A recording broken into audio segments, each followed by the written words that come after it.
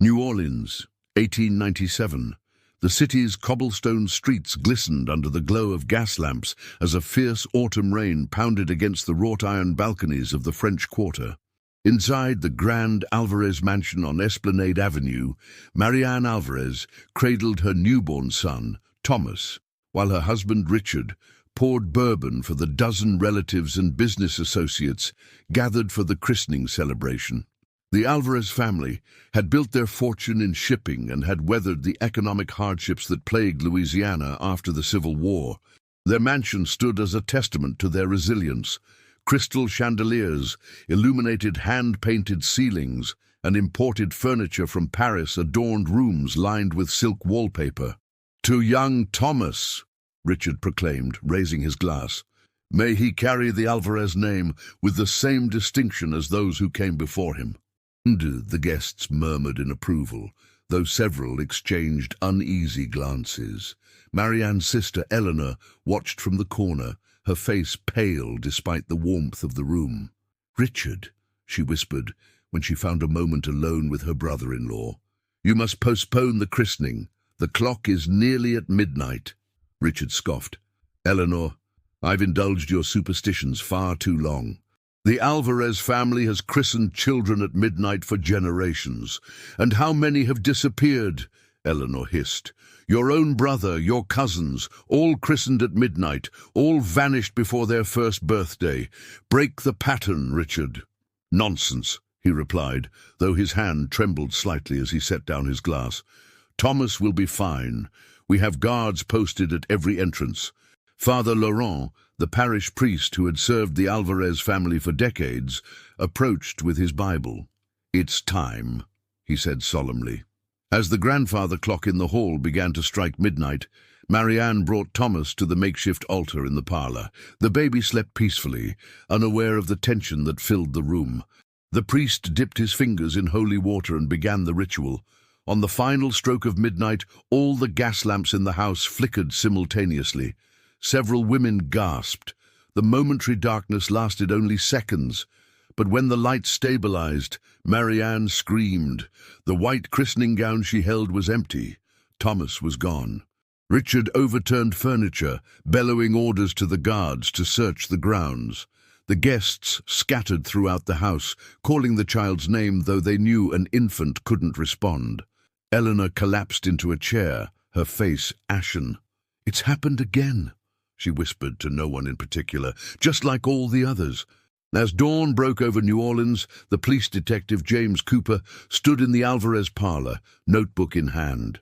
"No signs of forced entry, no witnesses to anyone taking the child," he summarized.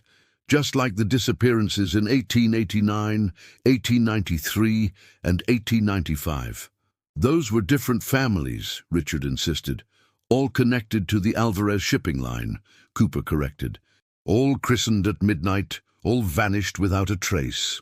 Marianne hadn't spoken since her initial scream. She sat motionless by the window, staring out at the oak trees that lined Esplanade Avenue, their branches heavy with Spanish moss that swayed in the morning breeze. "We'll find him," Richard promised, though the hollow tone of his voice betrayed his doubt. What no one knew was that Detective Cooper had already found a letter in his mailbox that morning, written in an elegant hand. "The sins of the fathers shall be visited upon the sons. Look to the ships that made their fortune. Look to the cargo that never appeared in the ledgers." Detective James Cooper had investigated 3 infant disappearances over the past decade, all connected to the Alvarez shipping empire, all following midnight christenings. His colleagues at the New Orleans Police Department considered these cases unsolvable, attributing them to the city's reputation for mysterious occurrences. But Cooper was a man of reason, not superstition. "There has to be a pattern beyond the obvious," he muttered to himself as he sorted through files in his cramped office near the docks. The morning after Thomas Alvarez's disappearance, Cooper had begun re-examining records from the previous cases. The anonymous letter weighed heavily in his pocket. Look to the ships that made their fortune. What cargo could possibly justify stealing infants? Cooper donned his coat and made his way to the Port Authority office. where a clerk reluctantly granted him access to the shipping manifests from Alvarez vessels dating back 20 years. Hours passed as he cross-referenced dates, cargoes, and destinations. As dusk approached, Cooper found something unusual. 4 months before each disappearance, an Alvarez ship had docked after a voyage from West Africa with cargo simply listed as private goods. No details, no taxation records. The following morning, Cooper visited Eleanor, Marianne's sister, at her modest home in a quieter part of the city. Rain pattered against the windows as a maid showed him to a small sitting room. "I've been expecting you," Eleanor said, pouring tea with trembling hands. "You found something in the shipping records, haven't you?" Cooper's eyes narrowed. "How could you know that?" "Because I've been investigating myself," she replied. "My grandfather kept journals. I found them after my father died last year." She retrieved a leather-bound book from a drawer. "Read page 47. Cooper opened to the indicated page and read aloud. "March 15th, 1857. Tonight I have sealed my family's prosperity and their doom. The old woman from Dahomey promised wealth beyond imagination if we agreed to her terms. 1 child from each generation to be taken at the midnight of their christening in payment for the gold. God forgive me, I have signed in blood." Cooper's hands went cold despite the room's warmth. This can't be real." "My grandfather began the Alvarez shipping fortune with a single voyage to West Africa," Eleanor explained. "He returned with enough gold to buy 3 more ships. The family believed he discovered a new trade route. The truth was far darker." "You're suggesting he made some sort of pact?" Cooper couldn't bring himself to say the word supernatural. "I'm suggesting that someone believes he did," Eleanor clarified. "Whether it was real or not doesn't matter. Someone is enforcing what they believe to be the terms of that agreement." Cooper flipped through more pages of the journal. "Does Richard know about this?" "I tried to tell him," Eleanor said. "He dismisses it as family madness.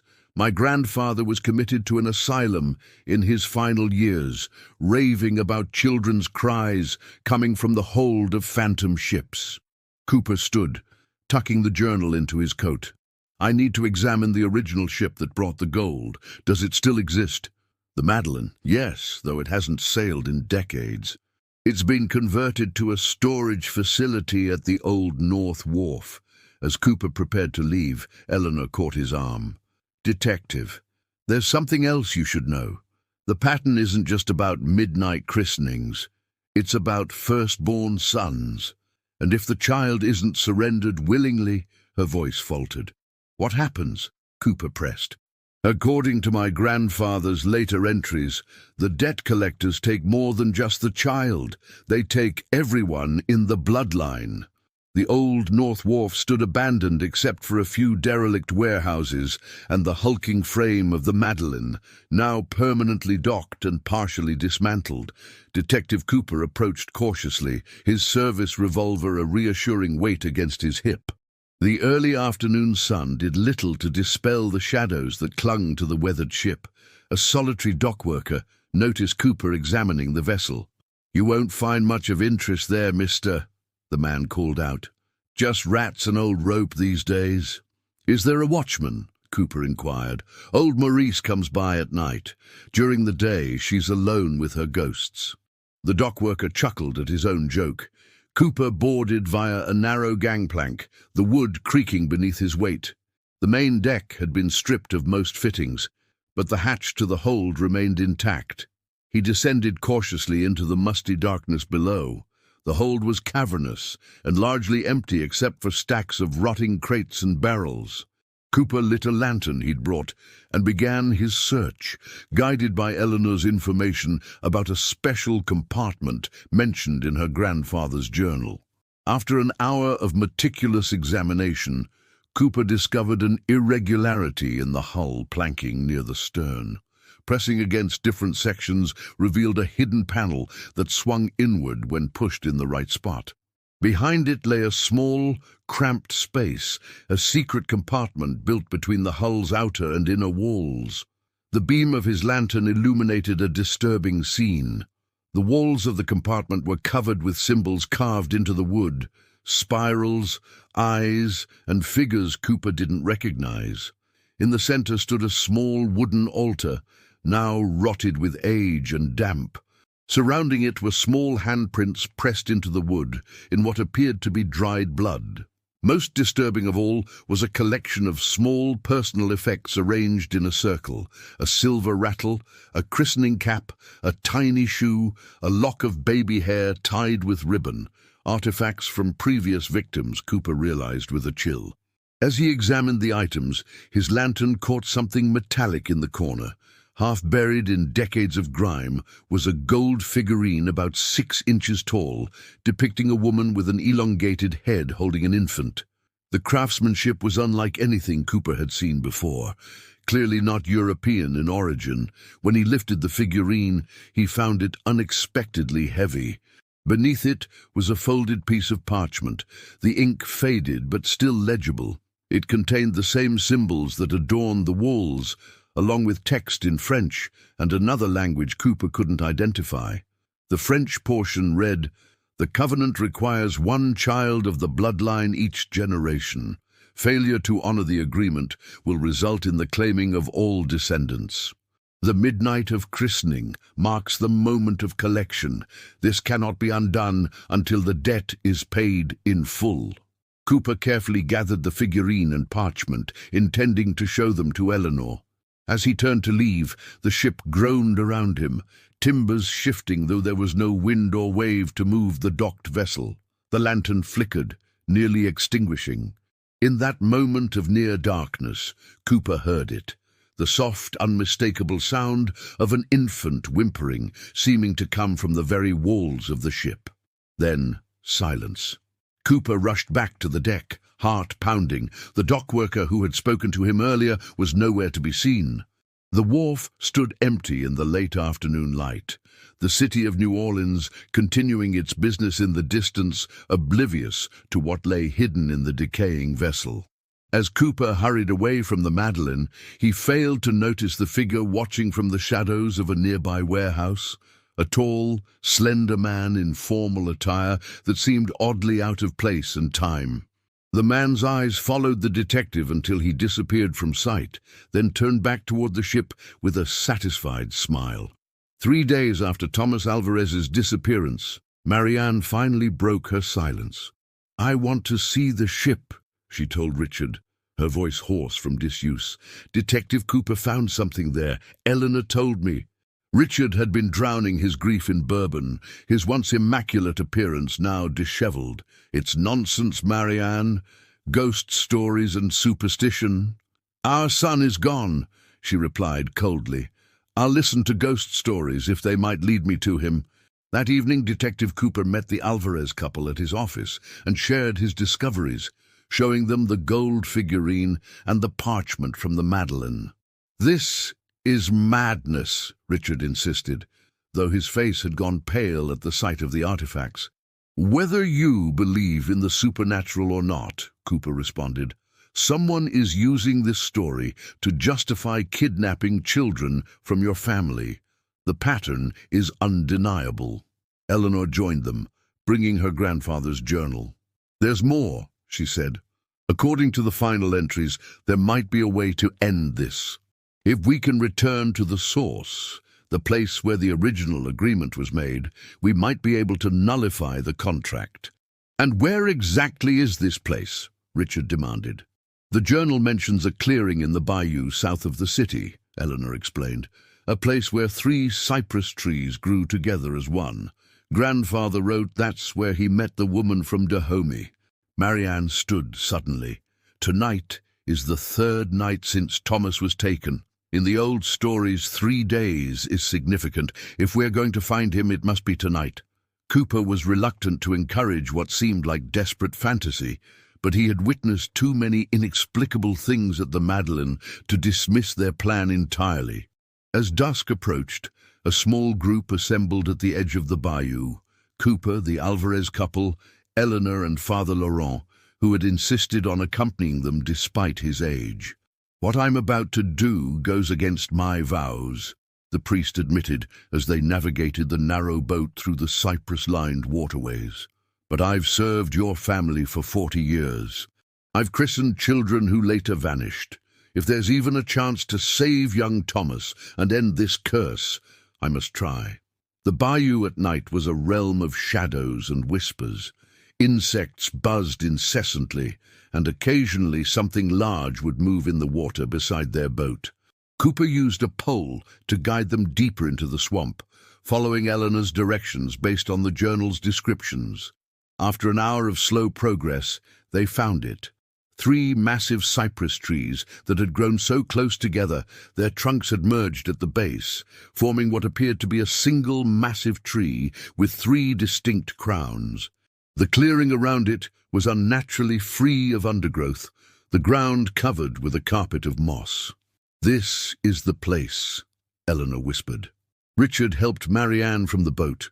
She carried a small bundle, Thomas's christening gown, and a silver locket containing a lock of his hair, taken before the ceremony. Father Laurent began setting up a makeshift altar on a flat stone near the triple tree, placing candles and his Bible upon it. "We have less than an hour until midnight," he warned. Cooper positioned himself at the edge of the clearing, revolver drawn, watching the darkness beyond. He wasn't sure what he expected to see, kidnappers, cultists, or something he had no frame of reference for. As the minutes ticked toward midnight, Father Laurent began reciting prayers in Latin, his voice strong despite his years. Eleanor placed the gold figurine at the base of the tree and unfolded the parchment before it. "Now, Marianne," she instructed. Marianne stepped forward with Thomas's christening gown and placed it on the stone altar. "I reclaim what was taken," she said, her voice breaking. "I dissolve the covenant made without my consent." The air in the clearing grew suddenly still. The incessant sounds of the bayou, insects, frogs, nightbirds, fell silent all at once. Cooper felt the hair on his arms rise as an unnatural cold descended upon them. "It's midnight," Richard whispered, checking his pocket watch. A mist began to rise from the ground around the triple tree, curling upward in tendrils that seemed to move with purpose rather than being guided by any breeze. The candles on Father Laurent's altar flickered violently, then stabilized, burning with an unnatural brightness. From somewhere in the darkness beyond the clearing came the unmistakable sound of an infant's cry. "Thomas!" Marianne gasped, starting toward the sound. Cooper caught her arm. "Wait!" he cautioned. "It could be a trap." The mist continued to thicken, now forming a vaguely human shape before the tree, tall and feminine, but indistinct, as if viewed through clouded glass. Father Laurent raised his crucifix. "Who comes to this place?" he demanded, his voice trembling slightly. The misty figure seemed to consider him for a moment before a voice responded, not from the figure itself, but seemingly from the air all around them. The voice was female, deep, and spoke with an accent Cooper couldn't identify. "I come to collect what is owed," it said, "or to collect payment for breach of contract." The spectral mist continued to coalesce, forming a more defined silhouette of a tall woman with an elongated headdress. Though still translucent, her features became discernible. High cheekbones, penetrating eyes, and lips curved in an enigmatic smile. "You are not the one who made the covenant," the apparition said, addressing Richard directly. "Yet you benefit from its rewards. Gold built your ships, gold purchased your mansion, gold flows through your veins, though you know not its source." Richard stepped forward, his earlier skepticism crumbling in the face of the impossible. What covenant? What was promised? The figure gestured toward the gold statuette at the base of the tree. "Your ancestor sought wealth and power. I granted his wish, in exchange for tribute." "Tribute?" Richard's voice faltered. "Children, my family's children?" "Not just any children," the figure replied. "The firstborn son of each generation, dedicated during the sacred hour, marked by ritual." Marianne pushed past Cooper, her fear replaced by maternal fury. "You have no right to our son." I have every right, the apparition countered calmly. The contract was sealed in blood. Your husband's great-grandfather understood the terms. Father Laurent stepped forward, crucifix raised. Whatever bargain was made, this woman and her child are innocent. They cannot be bound by it. The misty figure seemed to ripple with amusement. Innocence? The Alvarez fortune that provides their luxury was built on the bones of innocence. The ships that made them wealthy once carried human cargo. Does she refuse the comforts purchased with that blood money? Cooper watched as Richard's face drained of color. Human cargo? You mean your family fortune began in the slave trade? Cooper interjected, the pieces finally fitting together, the private goods listed in the manifests. One voyage, Richard whispered, horror dawning on his face. My great-grandfather's first successful venture was a slave ship? Indeed, the apparition confirmed. When authorities increased patrols along the coast, he sought another source of wealth. I offered gold in exchange for a different kind of tribute. Eleanor approached the misty figure, her grandfather's journal clutched to her chest. The journal mentions a way to end this, a way to break the covenant. The figure's form flickered, and for a moment they glimpsed something else behind the woman's appearance, something ancient and inhuman. The terms were clear, one child from each generation until the debt is paid in full. What debt? Cooper demanded. How many children must be taken before it's satisfied? The lives of 37 souls sold into bondage by Jonathan Alvarez in 1857, the figure stated coldly. 37 lives, 37 firstborn sons. Thus far, only 11 have been claimed. A chilling realization washed over Cooper. The disappearances weren't just in New Orleans. They've happened elsewhere, to other branches of the family. Wherever the bloodline flows, the apparition confirmed, wherever they perform the ritual at the sacred hour. Marianne had fallen to her knees, still clutching Thomas's christening gown. Please, she begged, take anything else. Take me instead. The misty figure regarded her with what almost seemed like pity. The covenant does not permit substitutions, however. The apparition paused, considering. There is one alternative. Richard knelt beside his wife. Name it. Anything. Renounce the fortune, the figure said simply. Return every dollar gained from the original covenant. Distribute it to the descendants of those your ancestors sold into bondage. Abandon your mansion, your business, your position. Live as common laborers for the remainder of your days. Richard blinked in shock. You want us to give away everything? Become paupers? That is the alternative, the figure confirmed. Wealth or your child. You cannot have both. Cooper watched the internal struggle play across Richard's face, the businessman calculating the cost, weighing his fortune against his son. Marianne made the decision before her husband could speak. We accept, she declared firmly. Every penny, every property, everything will be renounced and redistributed. Marianne, Richard began. Our son, Richard, she cut him off, eyes flashing. Our son. The apparition's form seemed to solidify slightly. The choice must be made by the heir to the covenant, by him alone. All eyes turned to Richard. The proud businessman who had scoffed at superstitions now stood faced with an impossible choice. His wealth and position or his only child. Thunder rolled across the bayou, though there had been no sign of a storm. The candles on Father Laurent's makeshift altar guttered in a sudden breeze. Time grows short, the apparition warned. Choose. Richard Alvarez stood frozen in indecision, the weight of generations pressing down upon him. The fortune his family had accumulated over decades, the shipping empire, the investments, the social standing, all balanced against the life of his infant son.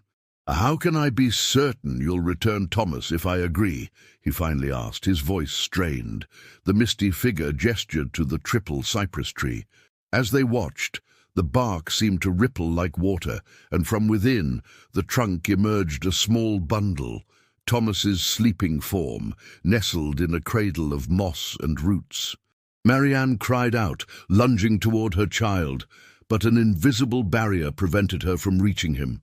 The infant slumbered peacefully, seemingly unharmed, but just beyond their grasp. "I have kept him safe," the apparition said, "as I have kept all the children taken in tribute. They do not age, they do not hunger. They exist between worlds until the debt is paid or the contract fulfilled." "The other children," Eleanor gasped. "All of them, my cousins, Richard's brother, they're all still alive." "In a manner of speaking," the figure replied enigmatically. "Time has no meaning in their sanctuary." Cooper studied the scene intently. "If Richard agrees to your terms, all the children will be returned, not just Thomas. All children of the bloodline will be released from their obligation," the apparition confirmed. "The covenant will be broken, the debt considered paid." Father Laurent, who had been silently praying, spoke up. "And if he refuses?" The misty figure's expression hardened. "Then, as stated in the original agreement, all descendants of Jonathan Alvarez will be forfeit one by one, until none remain." Richard paled. "You would take every child in the family?" "Not just children," the apparition corrected. "Every descendant, regardless of age. The bloodline will be erased from this world as punishment for breaking faith." Cooper watched as Richard's resistance crumbled. The businessman looked at his wife, at Thomas suspended in the tree, and finally at the gold figurine at his feet, the symbol of his family's ill-gotten wealth. "I agree to your terms," Richard said, his voice hollow with defeat. "I renounce the fortune built on this covenant. I will distribute every dollar to the descendants of those wronged by my ancestor. The Alvarez name will return to obscurity." The mist surrounding the apparition began to pulse with soft light. "Your pledge is heard and accepted. The covenant is broken." The bark of the cypress tree rippled once more, and Thomas's tiny form floated gently outward, as if carried on an invisible current. Marianne rushed forward, this time encountering no barrier, and gathered her son into her arms, sobbing with relief as she confirmed he was unharmed. "As a sign of your commitment," the apparition continued, "you must begin the dissolution of your fortune this very night. Before dawn breaks, the first steps must be taken." Richard nodded grimly. "I'll send telegrams to my lawyers and bankers immediately upon our return. By morning, the process will be underway." The misty figure seemed satisfied. "Then our business is concluded." The apparition began to fade, its form dispersing like smoke in a breeze. "Wait," Cooper called out. "The other children, you said they would be returned." The fading mist paused, then condensed once more into the vague outline of the woman. "They will be restored to the world, Detective Cooper, but not to this time. Too many years have passed. They will appear where and when they can be found by those who will care for them." Before anyone could question this cryptic statement further, the apparition dissolved completely. The unnatural silence lifted, and the sounds of the bayou returned. Frogs croaking, insects buzzing, the gentle lapping of water against the boat. Father Laurent crossed himself. "God have mercy," he whispered.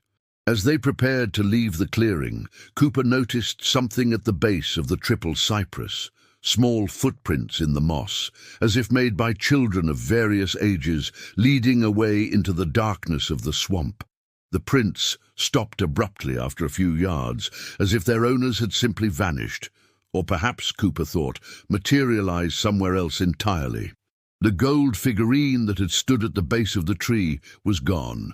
On the journey back to New Orleans, Richard sat in grim silence while Marianne cradled Thomas, whispering prayers of gratitude. Eleanor watched her brother-in-law with a mixture of pity and vindication.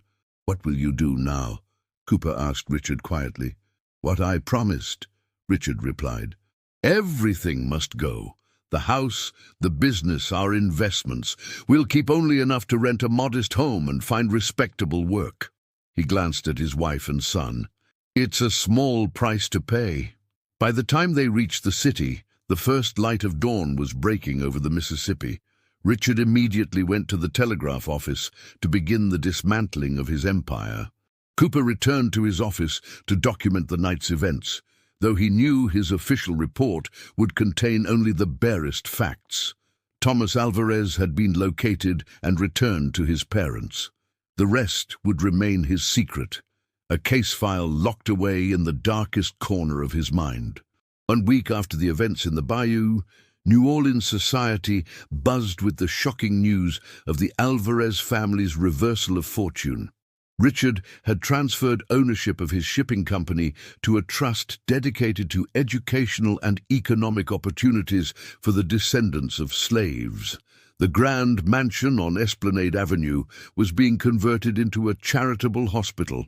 The Alvarez family themselves had moved to a modest apartment above a bookshop in a working-class neighborhood. Speculation ran wild. Some whispered of financial catastrophe, others of religious conversion. A few suggested madness had finally claimed another Alvarez, as it had Richard's grandfather. None guessed the truth. Detective Cooper visited them on a rainy afternoon in their new home. The spacious rooms were sparsely furnished with practical items, a stark contrast to their former opulence. Marianne greeted him warmly. Thomas balanced on her hip. "Richard is at work," she explained, offering Cooper tea in a plain ceramic cup. "He's taken a position as a clerk at Marsden's Shipping. The irony isn't lost on him." "How is he adjusting?" Cooper inquired. "Better than I expected," Marianne admitted. "There's a weight lifted from him, despite everything we've lost." She smiled at Thomas, who gurgled happily. "Or perhaps because of what we nearly lost." Cooper nodded, understanding. "And you?" "I've never been happier," she said simply. "I'm teaching piano to neighborhood children. We eat simpler food, wear simpler clothes, but we sleep soundly." She paused. "Have you found any of them? The other children?" Cooper had been investigating reports of mysterious appearances across the country, children found on church steps, in orphanages, and on farms, with no explanation for their sudden presence. 3 so far, he confirmed. A boy in Boston, another in Chicago, and a girl in San Francisco. All healthy, all approximately the age they were when they disappeared. And they remember nothing? Nothing of their time away, Cooper confirmed. They speak of dreams, a forest where it's always night, where they played among the trees with other children, waiting for someone to call them home. Marianne shivered despite the room's warmth. And the families? Will they be told? "No, some of the children disappeared generations ago," Cooper reminded her gently. "Their parents are long deceased. They're being placed with good families who ask no questions about their mysterious appearances." "And the others will continue to appear over time?" Cooper nodded. "According to what we were told, they'll emerge when and where they can be properly cared for. They've established a network of trusted colleagues across the country to watch for such cases." As Cooper prepared to leave, Marianne touched his arm. "There's something else," she said hesitantly. "Dreams. Thomas is too young to tell us, of course, but Richard and I, we've both been having them." "What kind of dreams?" "We see them, the 37 souls whose sale started all this. Not as slaves, but as they might have been, had their lives not been stolen. Scholars, craftsmen, mothers, farmers, they speak to us, not in accusation, but in reconciliation." Tears filled her eyes. "Is that possible, Detective? Or is it just our conscience trying to ease our guilt?" Cooper had no answer that would satisfy both his rational mind and what he had witnessed in the bayou. "I believe," he said carefully, "that the boundaries between what we understand and what exists beyond our understanding are thinner than most would admit." As Cooper departed, he noticed a small parcel on the hall table addressed to him. "This arrived yesterday," Marianne explained. "No sender, no message, just your name." Inside the package, Cooper found a leather-bound journal identical to the one Eleanor had shown him, Jonathan Alvarez's account of his bargain and its consequences. On the final page, where Jonathan's entries had ended, a new paragraph appeared in handwriting Cooper didn't recognize. "The debt is settled, the covenant is broken, but memory must remain, lest future generations repeat the sin. Guard this knowledge, James Cooper, for though this chapter ends, the book of consequence is never closed. Cooper secured the journal in his coat. Outside, the rain had stopped, and weak sunlight broke through the clouds over New Orleans. He knew the Alvarez case would never truly be closed, not while children continued to appear mysteriously across the country, not while the truth of what happened remained hidden from public knowledge. Some cases, Cooper reflected, solved themselves only to create greater mysteries, and some debts, once paid, revealed the true cost of the original transaction. 6 months passed. Spring bloomed across New Orleans, azaleas and magnolias perfuming the air. Detective Cooper had been promoted to Chief of Detectives, largely due to his record of solved cases, though his official report on the Alvarez incident mentioned nothing of midnight bargains or misty apparitions. Cooper had converted his attic into a private archive, documenting each mysterious child who appeared across the country. 27 had been found thus far, each manifesting in circumstances that ensured their immediate care and safety. The pattern defied rational explanation. A sleeping infant discovered in a hospital nursery with no record of birth. A toddler appearing in a church during Sunday services. A 5-year-old girl found reading in a school classroom before the day began, though the doors had been locked all night. None showed signs of neglect or trauma. All appeared healthy and well-nourished, though sometimes dressed in clothing of anachronistic style. And all, when asked about their origins, spoke of the waiting place where they had played among ancient trees while anticipating the lady who would send them home. On a humid evening in June 1898, Cooper received an unexpected visitor. His housekeeper announced the arrival of Father Laurent, now retired from active parish duties.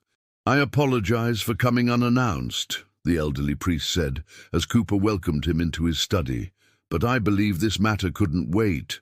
The priest placed a small wooden box on Cooper's desk. It was intricately carved with symbols Cooper recognized from the hidden compartment aboard the Madeleine. "Where did you get this?" Cooper asked, not touching the box. "It was delivered to the rectory yesterday," Father Laurent explained. "The messenger was a young woman I'd never seen before. She said only that it was meant for the detective who understands the covenant." Cooper carefully opened the box. Inside lay a folded piece of parchment and a small object wrapped in silk. The parchment contained a list of names, 37 in total, with dates and locations written beside each. "The original victims," Cooper murmured, recognizing the significance immediately. "The people Jonathan Alvarez sold into slavery." "Look at the locations noted for their descendants," Father Laurent suggested. Cooper scanned the document again. Each name was followed by information about living descendants, towns and cities across America where they now resided. With a chill, he realized these matched the locations where the missing Alvarez children had been appearing. "They're being sent to the families," Cooper said in astonishment. "Each child is appearing near the descendants of the people their ancestor wronged." "A form of restitution," Father Laurent suggested. "Not just the financial compensation Richard is providing, but a more personal atonement." Cooper unwrapped the silk package. Inside was a small carved figure, not the gold statuette from the bayou, but a wooden representation of a woman holding an infant, similar in design, but made with simpler materials. "A reminder," Father Laurent said softly, "and perhaps a warning." Cooper nodded. "The question remains, who sent this, the entity from the bayou? Or someone else who knows the truth?" the priest suggested. "The original bargain may have involved powers beyond our understanding, but its consequences played out in our world, affecting real people. Perhaps there are those who have monitored such transactions throughout history." Cooper added the box and its contents to his growing archive of evidence. As Father Laurent prepared to leave, the detective asked the question that had troubled him for months. "Do you believe it's over? Truly over?" The elderly priest considered the question carefully. "The covenant with the Alvarez family is broken," he replied, "but such bargains rarely exist in isolation. For every family that rises mysteriously to prominence, for every family that rises mysteriously to prominence, for every fortune built overnight, one must question the price that was paid. Father Laurent's eyes held the weight of decades, serving as confessor to New Orleans elite. The Alvarez case may be closed, but I suspect your work as a guardian of such knowledge is just beginning. After the priest departed, Cooper remained in his study until dawn, meticulously organizing his records. The Alvarez Journal, the parchment with the names of the 37 souls, sketches of the gold figurine, all carefully preserved alongside newspaper clippings documenting each mysterious appearance of a child.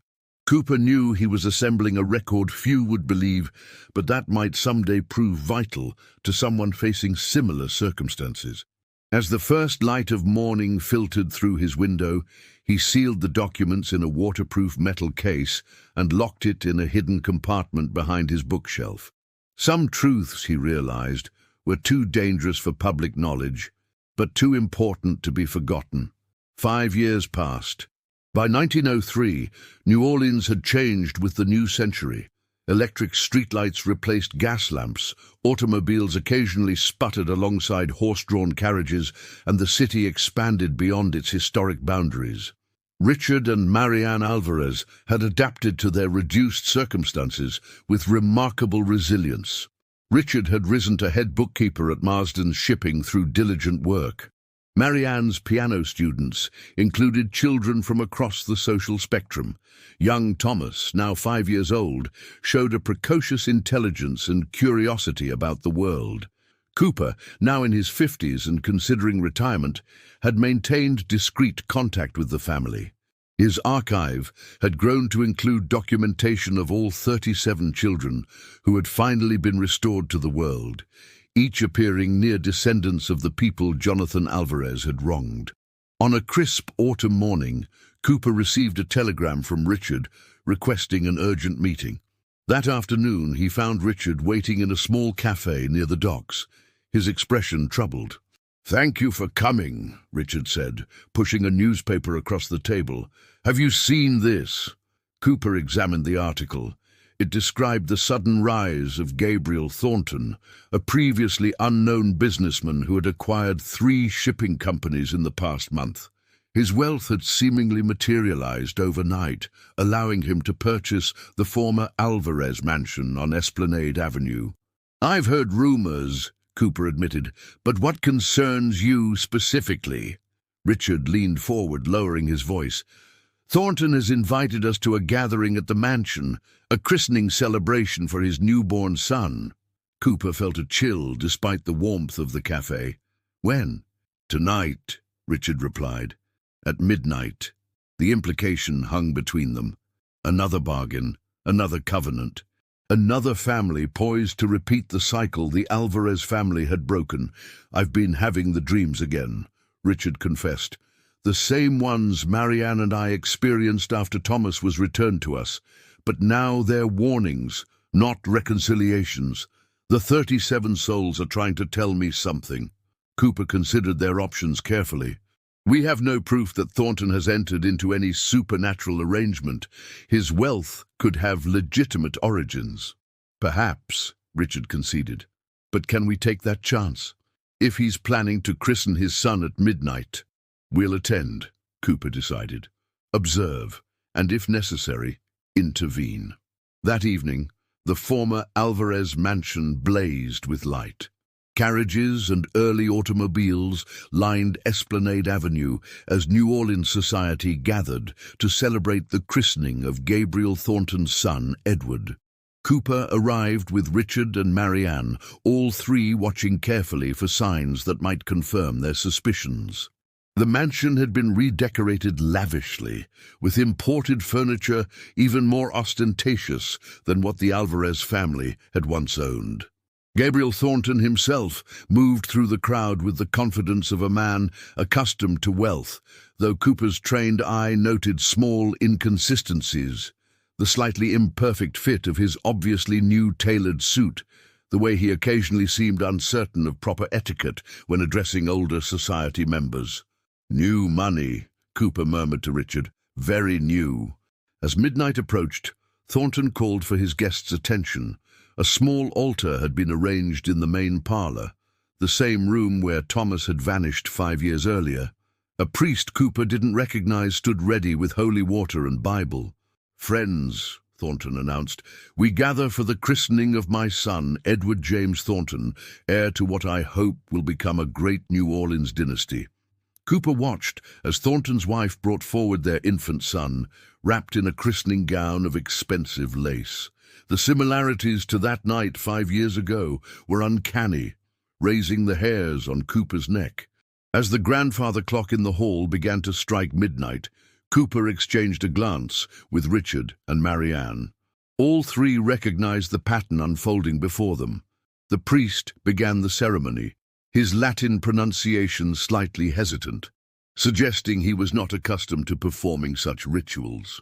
On the final stroke of midnight, Cooper tensed, half expecting the lights to flicker as they had during Thomas's christening.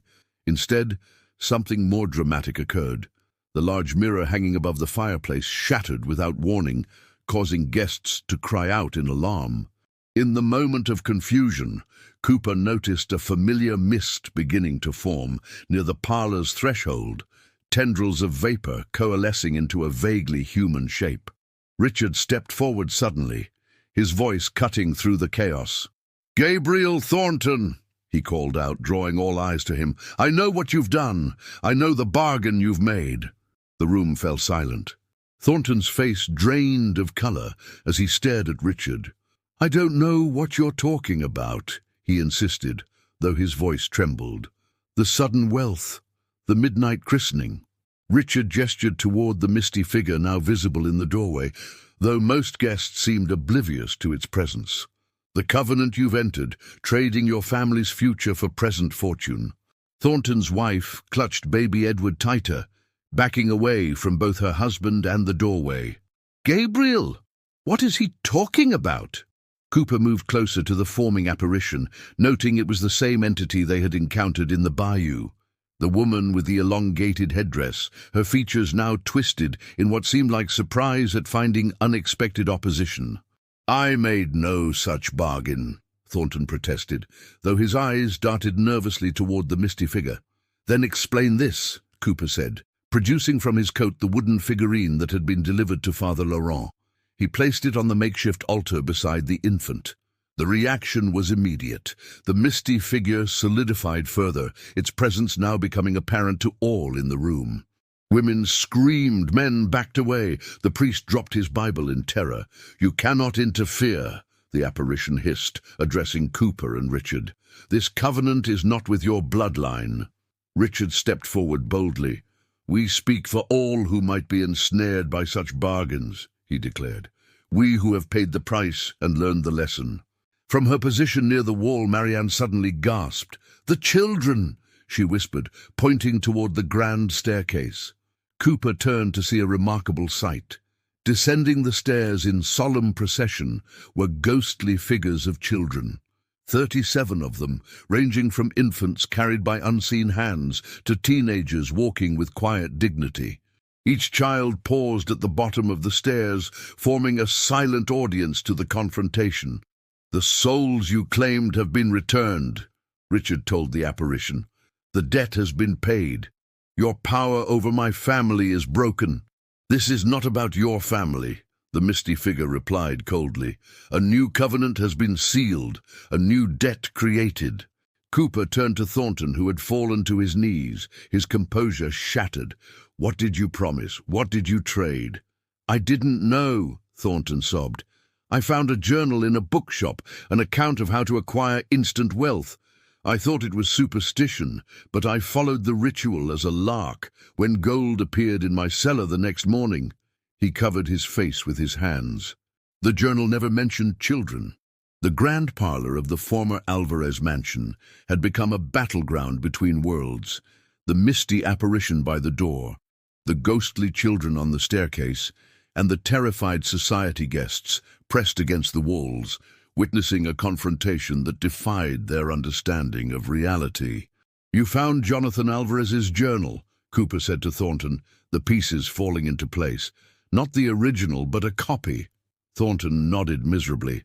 "I thought it was fiction, the ravings of a madman, but the ritual was simple enough to attempt, and you performed it without understanding the cost," Richard concluded grimly. "Mrs." Thornton clutched baby Edward protectively, her face pale with shock and fear. "Gabriel, what have you done?" Before Thornton could respond, the apparition spoke, its voice resonating throughout the room. The terms were clear. Wealth beyond imagination in exchange for tribute. The firstborn son, dedicated at midnight. Cooper had been studying the ghostly children on the staircase, noting something peculiar about their appearance. Unlike the misty woman, who seemed composed of vapor, these figures appeared more substantial, almost as if they were physically present, but viewed through a veil separating two worlds. "These are not just the Alvarez children," Cooper realized aloud. "These are all the children taken in similar bargains throughout time." The apparition's form flickered with what might have been irritation. "Many families have sought wealth through covenant. Many have paid the price." Richard turned to address the guests, many of whom were prominent members of New Orleans society. "Look closely at those children," he commanded. "How many of your families have unexplained disappearances in their histories? How many fortunes were built overnight through mysterious circumstances?" Murmurs rippled through the crowd as recognition dawned on several faces.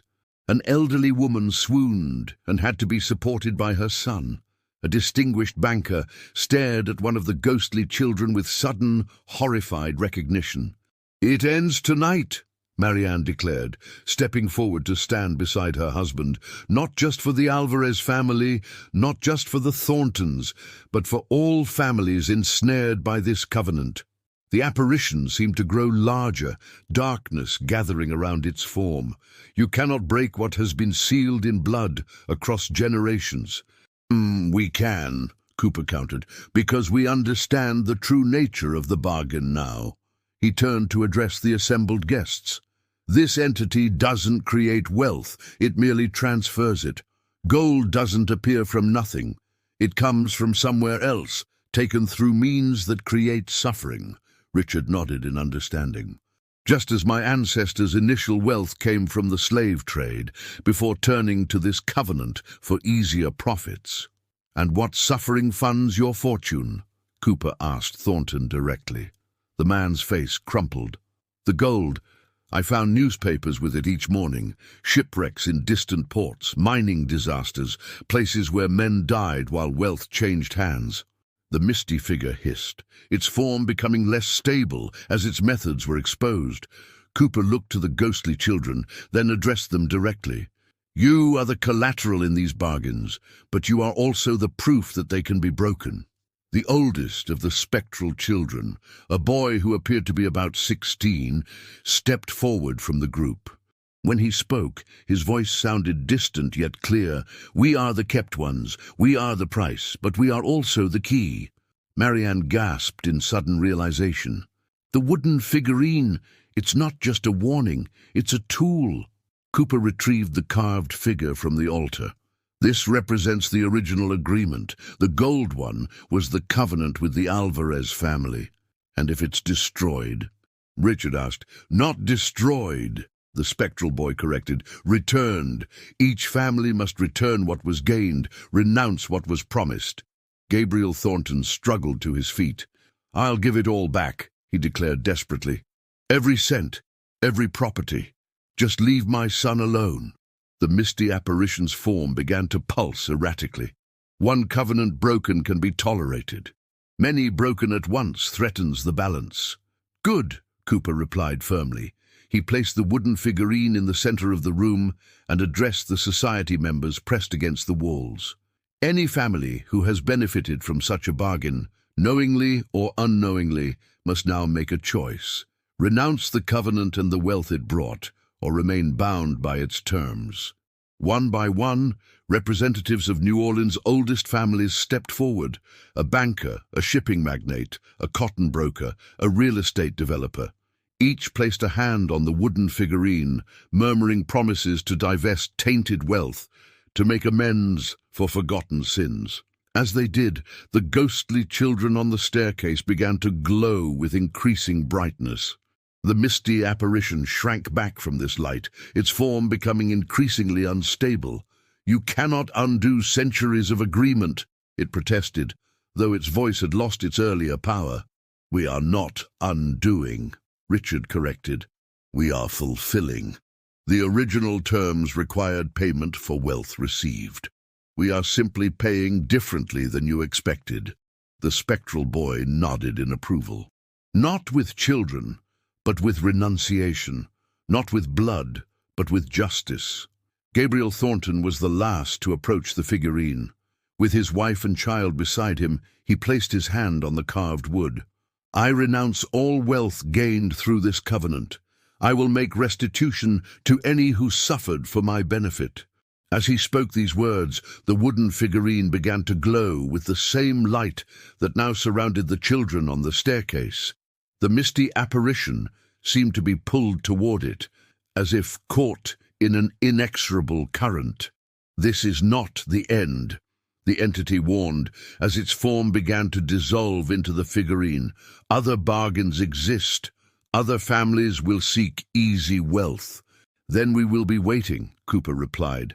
"The record has been preserved. The warning will be passed down." The light from the figurine and the spectral children grew blinding for a moment, forcing everyone to shield their eyes. When it faded, both the apparition and the ghostly children had vanished. The wooden figurine had transformed into pure white ash. In the silence that followed, baby Edward Thornton began to cry, a normal, healthy sound that broke the tension in the room. Mrs. Thornton soothed him while giving her husband a look that promised a reckoning of a more mundane nature later. As the shaken guests began to depart, Cooper, Richard and Marianne stood together in the parlor, where two ceremonies had now been interrupted by forces beyond ordinary understanding. "Is it truly over?" Marianne asked quietly. Cooper collected the ash that had been the figurine, placing it carefully in an envelope. "For these families, yes, the covenant is broken. But others will arise," Richard added. "Other bargains will be struck." Cooper nodded solemnly. "Which is why our work must continue. The record must be preserved. The warning must be passed down." He looked around the parlor where New Orleans society had witnessed the impossible. Most will convince themselves they imagined tonight's events or experienced some form of mass hysteria. But some will remember, some will understand, and they will tell their children, Marianne added. "Who will tell their children?" As they departed the mansion, Cooper paused to look back at the grand building that had housed so many secrets across generations.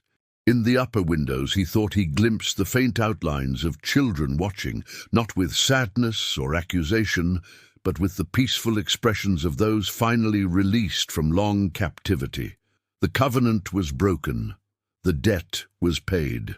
But the memory would endure, a warning to future generations that some bargains exact a price too terrible to contemplate, and that true fortune cannot be built on the suffering of innocence. Detective James Cooper would ensure that the lesson would not be forgotten, that the record would be preserved for those who might one day need it. For in a world where darkness could take solid form and bargains could span generations, vigilance was the only protection against those who would offer wealth without revealing its true cost. The 37 souls had found their justice at last.